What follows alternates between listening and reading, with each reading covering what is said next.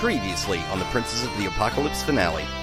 You definitely know that this is the other arcane trickster that was involved with Kayles's kidnapping. What do you want with me? Why did you call me out here? My superiors were shocked that you killed my partner, and they informed me that I should offer you a chance to hone what skills you have and possibly become the greatest arcane trickster in the land. Okay, at this point, Hugor kind of relaxes a bit and resheathes his rapier. Greatest arcane trickster in the land, did you say? Walking into the camp comes a dusty, battered. Hugor gets a giant smile on his face. Sees Adar walking up and just goes, "Wondering when you were going to show up?" Just know that we have a Vengeance Archon here. And in the morning, Riverguard Keep will be raised. It'll be removed off the face of favor. Okay then. The delegation is still in there. Well, that's a bit harsh then. You guys got any ideas? Talia looks at a wagon. Think they'll let us borrow one? You go up the hill.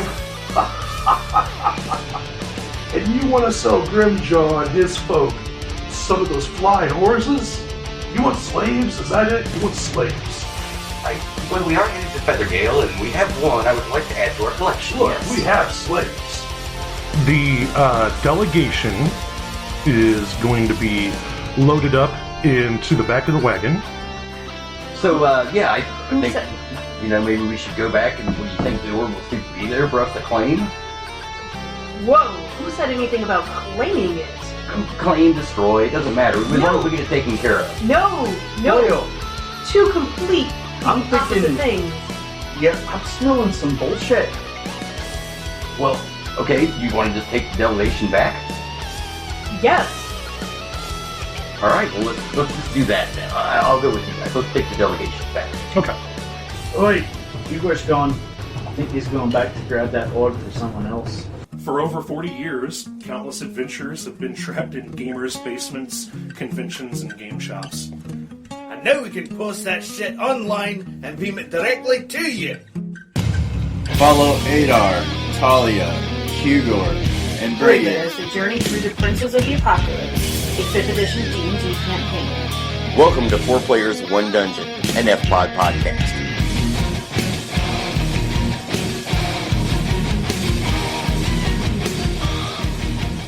Hugor's gone. He's changed himself, with the magical doohickey things that he does. I think he's going back to grab that orb for someone else.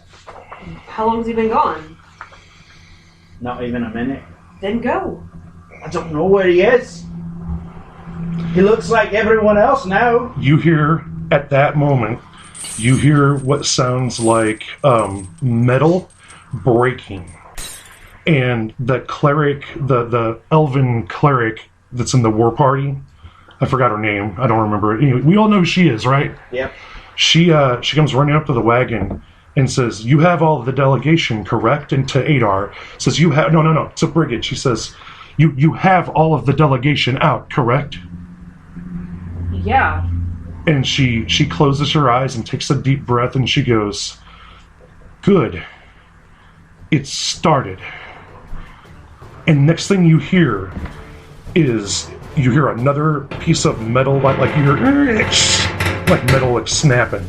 And I've got a bad throat right now. But then what you hear sounds like, I don't know. I want to compare it to something everybody would know. An elephant galloping is what it sounds like. Like you feel it in the ground, like what's that movie, Jurassic Park, when the damn T-Rex? Right, but it's not slow, it's not boom, boom. It's like you're at a snap, you're at a roar, a snap, a roar, another snap, and like I'm afraid to do it by the mic, but like, yeah. And all of you, including you all see a silhouette of the Vengeance Paladin and he's got a... He doesn't wear much armor. He wears a plated arm piece and growing and knee protection and a half helm that covers the top hat, from his nose up. And on his back, he has a banner. And the reason why you know this is that the banner is actually glowing like a golden color a little bit. It's not, it gives off his silhouette, but it doesn't give out like features of him, right? It's like you see the shadow form of this giant dude, but he's bigger than what he was before. He's had an enlarged spell cast on him. So he's like larger than an ogre, smaller than a hill giant. Cyclops size. Cyclops size, maybe. And he's got this banner that's on his back through the strapping that's up above his head that's glowing a little bit. And it's waving.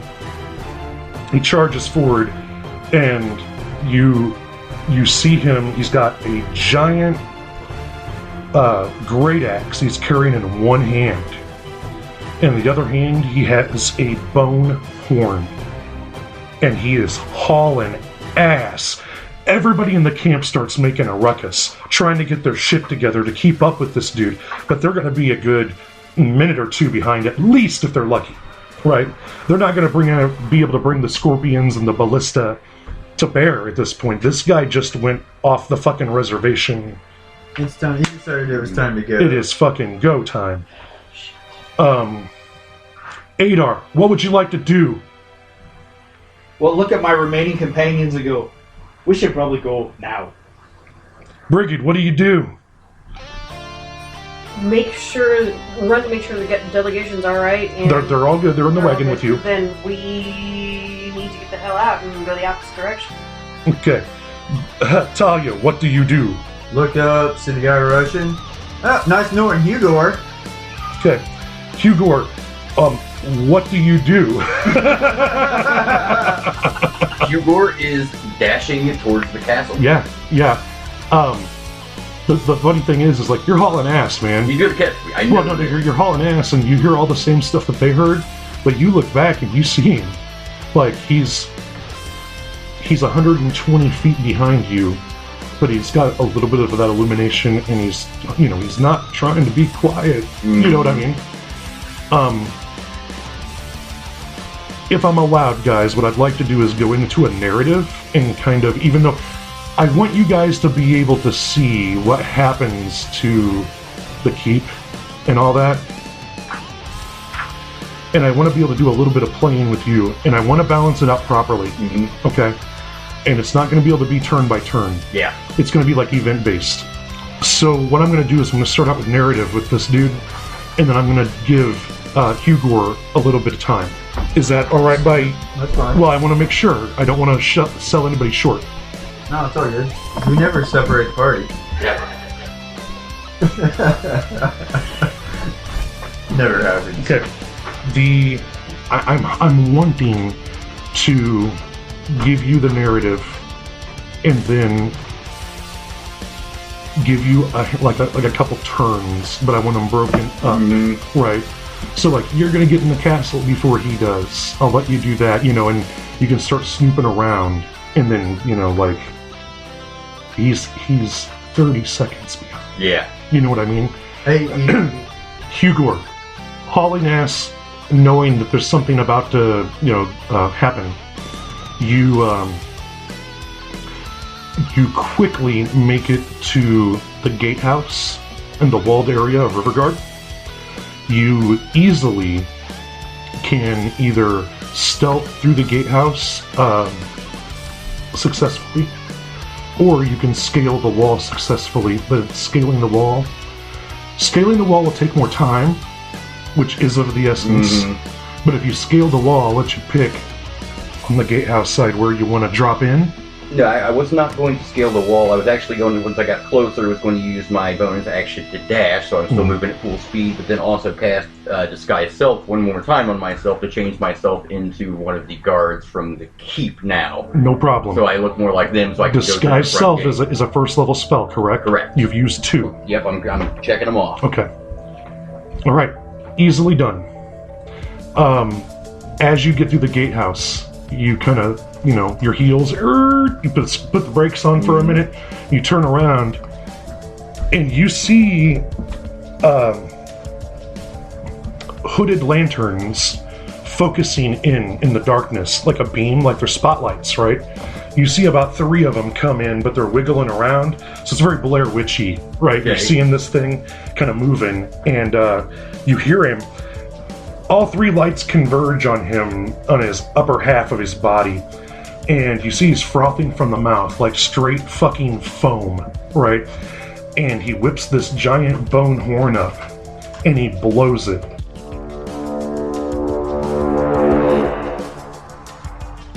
And when he blows it, make me a saving throw versus Constitution. Oh shit. That's gonna give me a 19. Okay. Your bowels quiver. They do. You saved yourself from shitting your pants. Nice. It's basically the brown note, right? You know what I mean? Like it's Bad News Bears. It's a horn of blasting. Yeah. The rules are going to be broken here for my narrative, but the horn of blasting goes off and it caves in not only the gatehouse, the tower part that it's attached to, and about 20 foot of wall on each side, right? And then in the dust that comes up from this massive collapse, you see the silhouette of how large this thing is. You see the Vengeance Paladin's figure come jumping through the cloud of smoke and dark and debris. There are people screaming. You're 20 feet away from where it collapsed. You're like, holy fuck! And then the huge figure comes, roar! It comes through. When he comes through, he's really quick in the straightaway, but can't corner for shit, and slams into it's the place where the griffins are. Stables. The stables, right? Isn't it? Yeah. Yeah, stables. Okay. So he slams into the stable wall as he's trying to, he just jumps through, ignores all that rubble, slams into the wall, and in a cloud of dirt, stone, and thatching, it disappears in a collapse in that area. What would you like to do? I'm making my way through the keep as fast as possible away from this paladin. I would like to make an Arcana check or something this time. I'm trying to see if I can feel that disturbance again. Okay, go ahead. Go ahead and idea. make an Arcana check for me. Natural 20. Natural 20? Yep. Shit, brother, I'm just giving you a number. K16. K16, which is right over here. Okay, so Hugor is making his way towards that. Put Hugo on the map to where he would So be. gatehouse is here. I was about over here. Yeah, that's fine. Okay. I don't need it for exact bits. I just kind of need it for reference. I think the next. Gatehouse is over there. Yeah, 'cause Okay. here's the stables. Yeah. So I'm going this way. Right, exactly. Yes. So you're heading. It's not too far away. Okay. You sense the same kind of elemental chaos magic that he had Adar had sensed before. You're attuning to it now. And it's working for you. Okay, making my way to that direction as quick as possible. No problem.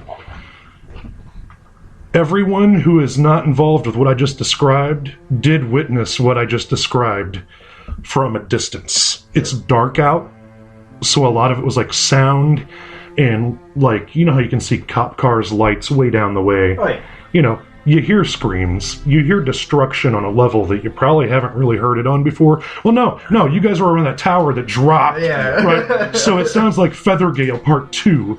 Okay. And you wanted to go in there with that? Well, this guy's just getting in there. He ain't even Wait, fucking... I did. Do we Behind have any you. more flying beasts? Yeah. Yeah. We should. There should still be my vulture. Right, we only gave up two griffins. You guys had the 2 griffins, which you gave up. Oh.